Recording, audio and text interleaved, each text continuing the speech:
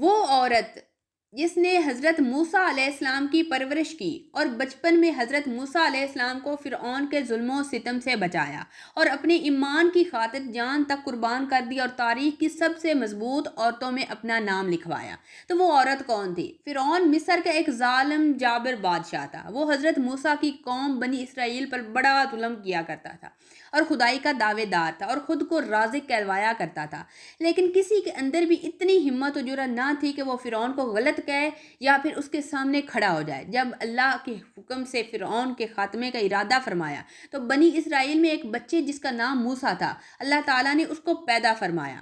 تو پیارے دوستو، حضرت موسیٰ علیہ السلام کی پیدائش تب کی ہے جب فرعون نے اپنے سپاہیوں کو حکم دے رکھا تھا کہ جو لڑکا بھی بنی اسرائیل میں پیدا اس کو قتل کر دیا جائے۔ اس مصیبت زدہ حالات کو دیکھ کر حضرت موسیٰ علیہ السلام کی پیدائش کے وقت حضرت موسیٰ کی والدہ نے فرعون کے ڈر سے آپ کو ایک صندوق میں بند کر کے دریائے نیل میں بہا دیا۔ اتفاق سے ہی دریائے نیل سے جو نہر نکل کر فرعون کے محل کے نیچے سے گزرتی تھی، حضرت موسیٰ علیہ السلام کا صندوق اس نہر میں چلا گیا اور دوسری جانب فرعون کی بیوی آسیہ اس وقت نہر کے پاس موجود تھی۔ حضرت آسیہ ایک نیک دل اور خوبصورت خاتون تھی اور کسی بیماری کی وجہ سے بہت زیادہ پریشان بھی تھی، اور کاہنوں نے فرعون کو کہا ہوا تھا کہ اس دریا سے ایک شخص آئے گا جس کے منہ سے رال نکل رہی ہوگی، اگر وہ حضرت آسیہ کے جسم پر لگا دی جائے گی تو وہ بالکل ٹھیک ہو جائیں گی۔ پیارے دوستو، حضرت آسیہ کی نظر جیسے ہی صندوق پر پڑی تو اس نے اپنی کنیزوں کو حکم دیا کہ وہ صندوق نکال کر لاؤ۔ جیسے ہی آسیہ نے صندوق کو کھولا تو اسے محسوس ہوا کہ ایک تیز نور اس کے جسم میں اتر گیا ہے، جس سے اس بچے کے لیے حضرت آسیہ کے دل میں شدید محبت پیدا ہو گئی۔ کیونکہ حضرت آسیہ کی پہلے کوئی اولاد نہ تھی تو انہوں نے کہا کہ میں اس بچے کو گود میں لوں گی۔ جیسے ہی انہوں نے حضرت موسیٰ کو اٹھایا اور آپ علیہ السلام کا لعاب حضرت آسیہ کے ہاتھ پر لگا تو فوراً ان کی ساری بیماری ختم ہو گئی اور وہ مکمل طور پر صحت یاب ہوں گی۔ اس نے حضرت موسیٰ علیہ السلام کو اپنا بیٹا بنانے کا فیصلہ کیا۔ یوں جس فرعون کا خاتمہ حضرت موسیٰ علیہ السلام کے ذریعے ہونا تھا، اب اسی کے گھر میں حضرت موسیٰ کی پرورش ہو رہی تھی اور انہی کے ہاتھوں میں پل کر حضرت موسیٰ علیہ السلام جو جوان ہو رہے تھے۔ دراصل اس زمانے میں فرعون کا مطلب مصر کا بادشاہ ہوا کرتا تھا۔ اس فرعون کا نام تاریخ میں رامسیس ثانی کے نام سے مشہور ہے، اور یہی وہ فرعون ہے جس نے حضرت موسیٰ علیہ السلام اور بنی اسرائیل کا پیچھا کیا اور دریائے نیل میں غرق ہو گیا۔ دراصل حضرت آسیہ ریان بن ولید کی پوتی تھی اور یہ وہی بادشاہ تھا جس کو عزیز مصر کہتے ہیں، جس نے بعد میں حضرت یوسف علیہ السلام کے ہاتھ پر اسلام بھی قبول کیا تھا۔ جب قبطیوں کی حکومت آئی تو فرعون نے اپنی طاقت کے بل بوتے پر حضرت آسیہ رضی اللہ تعالیٰ عنہ سے شادی کر لی اور یہ دھمکی دی کہ حضرت آسیہ رضی اللہ تعالیٰ عنہ نے شادی سے انکار کیا تو وہ آپ کی والدین کو قتل کر دے گا۔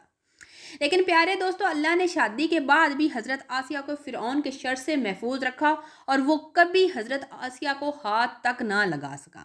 بعض مورخین کہتے ہیں کہ اس کی شادی کے بعد اللہ تعالیٰ نے فرعون کو نامرد بنا دیا تھا، اور بعض مورخین کا خیال ہے کہ فرعون کو ایسی بیماری شروع سے ہی لاحق تھی کہ طبیبوں نے اسے اپنی بیوی کے پاس جانے سے ہمیشہ کے لیے روک رکھا تھا۔ اس طرح حضرت آسیہ رضی اللہ تعالیٰ عنہ فرعون کے ناپاک جسم سے ہمیشہ پاک رہی۔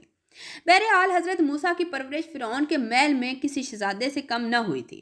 ہر طرح کا شہزادوں جیسا خیال رکھا جاتا اور ہر سہولت فراہم کی گئی، لیکن حضرت موسیٰ قبطیوں کے درمیان رہ کر بھی کفر و شرک سے ہمیشہ کوسوں دور رہے اور ہمیشہ قبطیوں کی اور فرعون کی غلط و ناجائز باتوں کی مخالفت بھی کرتے رہے۔ پیارے دوستو، آخر کار وہ وقت آ گیا جب اللہ نے حضرت موسیٰ علیہ السلام کو کوہ طور پر بلایا اور ان کو نبوت عطا فرمائی۔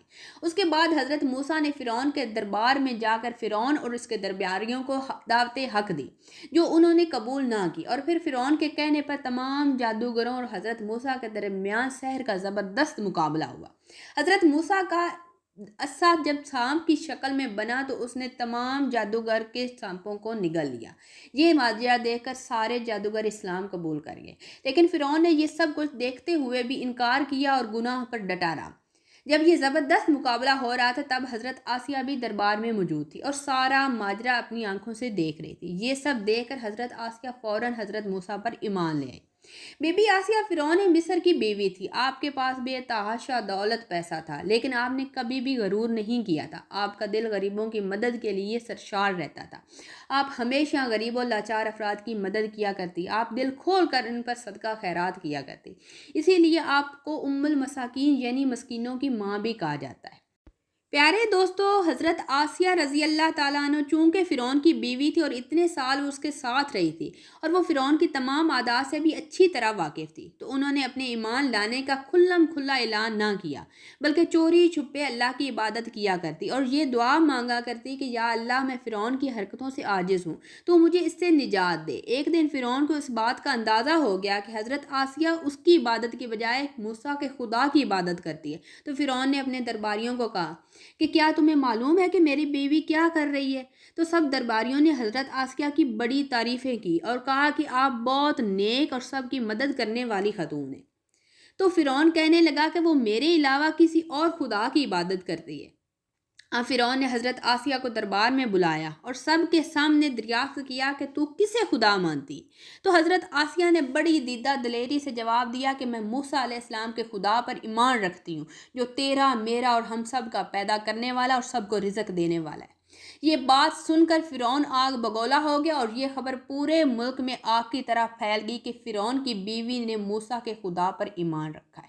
فرعون نے پہلے تو اپنی بیوی کو سمجھا بجھا کر روکا، پیار محبت سے سمجھایا، پھر ڈرایا دھمکایا، لیکن جب حضرت آسیہ اپنے ارادے پر چٹان کی طرح ڈٹی رہی تو اس نے ظلم و بریت سے کام لینے کا فیصلہ کر لیا۔ فرعون نے اپنے سپاہیوں کو حکم دیا کہ حضرت آسیہ کو تپتے صحرا میں تن تنہا چھوڑ دیا جائے۔ اب فرعون بار بار وہاں جاتا اور حضرت آسیہ کو کہتا کہ میری بات مان لو، اگر تم مجھے خدا مان لو گی تو تم محل میں واپس آ جاؤ گی اور وہی پراسائش زندگی تمہارا وہاں انتظار کر رہی ہے۔ لیکن حضرت آسیہ کو جنت کی زندگی پر پورا یقین تھا۔ جب حضرت آسیہ نے بار بار انکار کیا تو فرعون نے اسے شہید کرنے کی ٹھان لی۔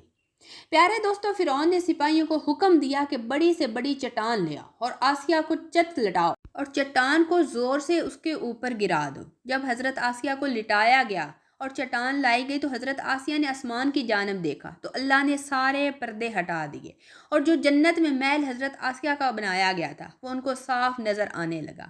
آخرکار وہ پتھر آپ پر گرا دیا گیا اور یوں آپ کی روح پرواز کر گئی اور خالق حقیقی سے جا ملی۔ حضرت آسیہ کے فضائل یوں بیان کیے جاتے ہیں کہ رسول اکرم صلی اللہ علیہ وآلہ وسلم نے فرمایا کہ مردوں میں تو بہت سارے مرد درجہ کمال تک پہنچے، لیکن عورتوں میں سوائے فرعون کی بیوی آسیہ اور عیسیٰ کی والدہ حضرت مریم رضی اللہ تعالیٰ عنہ اور کوئی عورت درجہ کمال تک نہیں پہنچ سکی۔ اس طرح ایک اور روایت میں ہے کہ جنت میں خدیجہ بنت خویلد، فاطمہ بنت محمد، فرعون کی بیوی آسیہ بنت ریحان اور عیسیٰ کی والدہ مریم بنت عمران جنتی عورتوں میں سب سے زیادہ افضل ہے۔